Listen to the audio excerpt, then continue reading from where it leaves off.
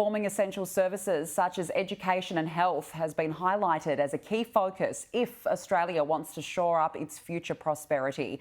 Olivia Casely filed the story on the 5-year Productivity Commission report.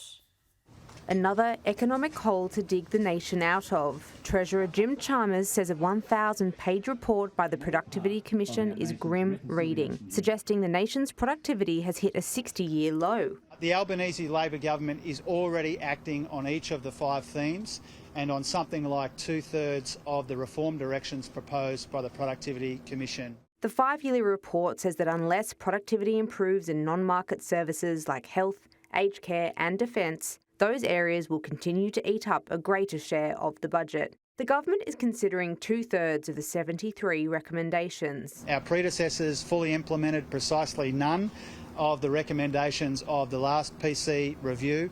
We are working on around 2/3. One of its most significant recommendations is that the government's proposed safeguard mechanism be expanded to become the central program to reduce carbon emissions. The Commission says addressing climate change in a cost-effective way is one of the most important drivers for the Australian economy into the future.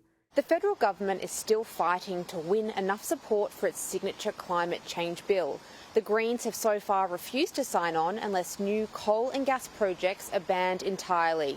Under the current safeguard scheme, only businesses producing more than 100,000 tonnes of carbon dioxide each year are captured. The Commission wants that threshold lowered to 25,000 tonnes. We think the best way to get productivity growth in this country is to invest in people and their capacity to fix our broken energy markets and to make sure that technological change works for us and not against us. They also say it's time to drive away from taxes on petrol and towards a nationwide road user charge as electric cars become more common.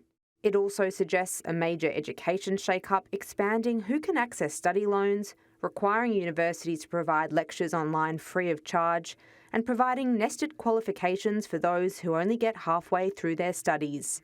Olivia Casely, Sky News, Canberra.